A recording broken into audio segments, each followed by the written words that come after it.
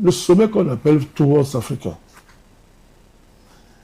sa réussite dépendait des résultats de la guerre qu'on a déclarée au Mali, à savoir la chute du régime malien. C'est-à-dire le sommet, c'est là. Sa base, c'était que quand Macron commence cette affaire, l'État malien est tombé. Et si l'État de Mali tombe, le pays de l'ORS tremble. Et s'ils tremblent, ils sont fragiles, ils seront prêts à négocier. Si vous n'avez pas compris ça, vraiment, ils vont s'asseoir là-bas, ils vont danser et dire qu'ils n'ont rien compris.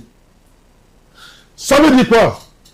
Là, Macron se présente comme vrai panafricaniste, il veut nous empêcher une seule chose, le désigner comme le chef des terroristes. Et que chaque Africain doit détester, doit faire de lui la cible de chaque Africain conscient, doit avoir pour cible Macron. D'où les manifestations. Utilisant tous les moyens qu'on a.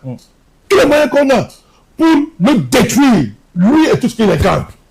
Puisque la bataille de Macron, c'est quoi? C'est de gagner la bataille de l'image. Il veut changer l'image de la France. Il veut changer l'image. On a un jeu de l'image. C'est pas que la France ne change pas. Elle ne peut pas changer. Elle ne peut pas changer. Mais elle doit changer son image dans la tête de nouvelles générations africaines. Ils vous disent tous les jours que sur ce terrain, ils ont perdu la bataille. Et pour ne pas dire qu'ils ont perdu la bataille devant vous, parce que vous êtes des nègres, ils disent que c'est Moscou. Ils ont perdu la bataille face à Moscou. C'est ce qu'ils disent. Alors, on peut en même temps vous dire que vous êtes des personnes stipendiées par la Russie. Donc vous êtes des panafricains. Et la même personne qui vous dit ça, je vais vous dire un matin, je suis tout simplement panafricaniste. Il faut comprendre ce qui se passe. Et il fait ça en rien. Le problème, c'est que Macron est venu en Afrique après avoir déclaré la guerre au Mali. Tous ces morts qui sont au Mali, c'est Macron qui les a tués. Ce ne sont pas les terroristes. Bertrand, tout à l'heure, ça nous offusquait. Mais, vous pouvez comprendre, je pense le contraire. Ah. C'est Macron qui est responsable de tous les morts qui sont au Mali et qui est en Afrique, causés par ce qu'on appelle terroristes. C'est Macron, c'est la France et Macron qui est derrière. Donc, ce que vous appelez dirigeants africains recevaient sur leur territoire un assassin et un criminel qui tue les Africains et qui a déclaré la guerre à un État africain, traduit par l'acte de guerre consistant à assassiner un ministre de la Défense, le ministre du régime en fonction. Mais dans cette stratégie, je vous ai déjà expliqué, Macron vous a étudié parce qu'un vaurien comme le Mbembe lui sert de prétexte avec tout son néo-symbolisme théorique. C'est Jonathan qui lit ça. Le néo-symbolisme est basé sur quoi? L'idée que les Africains sont des émotifs. Et que peu importe ce qu'on peut penser, il reste des émotifs. Avant qu'il ne fasse son crime, il a fait précéder ça, Bertrand, d'un angle en termes d'image. C'est ça la bataille de l'IA, c'est ça la bataille sur Internet. Un angle d'image qui ne doit pas le présenter comme étant derrière ce qui se passe au Mali. Et ça, c'est prévu depuis. Il ne faut pas que ce soit comme si c'est la France qui est devant. C'est ça l'invisibilité. C'est ça l'intimité. Il vous l'a dit avant. Il ne faut pas. Donc, pour que la France ne soit pas dedans, il faut jouer sur l'image. Ramasser des vauriens. Des Africains d'apparence qui ne sont pas des Africains. Les influenceurs, on les met là, on donne à Fali Poupa, le Stade de France. Il fait un concert triomphant. C'est la danse. C'est la danse. Les influenceurs, c'est le riz, le sale riz nègre, un riz de Gogena à la limite du sèche. Mais comment Richard les disait, ils sont très contents. Donc il y a le stade, et puis il y a le football. Maintenant, le football. Je ne peux pas me taire, Bertrand.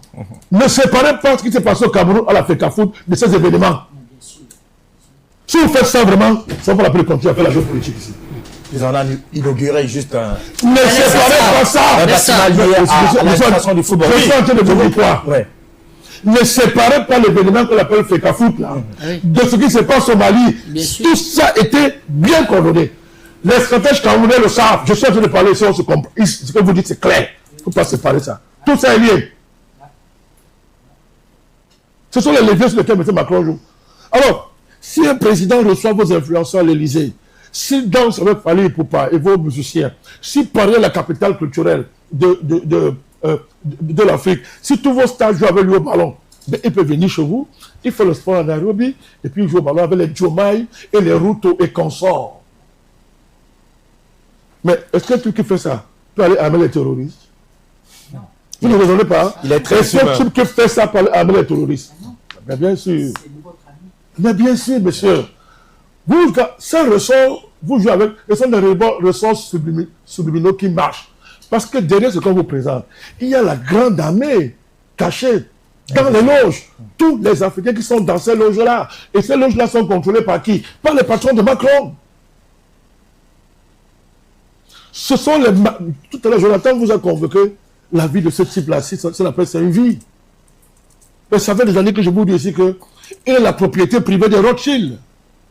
Je ne sais pas si vous comprenez ce que ça veut dire. Dans la contrefaçon, c'est ce qu'on fait. Tout ça, ce sont les Rothschild qui contrôlent tout ça. Tous ces pays que vous voyez, tous les présidents qui étaient là-bas à ce sommet, ils rêvent que les guichets vont s'ouvrir. Macron n'a aucune valeur. Il ne vaut rien en dehors du fait qu'il fait miroiter l'idée que je peux ouvrir certains guichets. Les banquiers, c'est ma famille. Simple que ça. Donc, c'est pour ça que moi, vous avez vu, moi j'ai fait même très longtemps, je n'ai pas répondu à ça. Depuis, je suis silencieux. Parce que bon, nous sommes au niveau pour nous flatter. Moi, il ne faut rien dire qu'il est panafricaniste, parce que le président François est content. C'est qui ce type-là? Parce que Macron, c'est qui avec qui on doit parler? Donc, vous êtes sérieux? Vous croyez que c'est nous, quand nous affaires là, on peut s'asseoir avec un truc comme ça? Il faut vous respecter un peu. Et tout à l'heure, je reviendrai sur le Cameroun, parce que Bertrand a dit quelque chose tout à l'heure très important.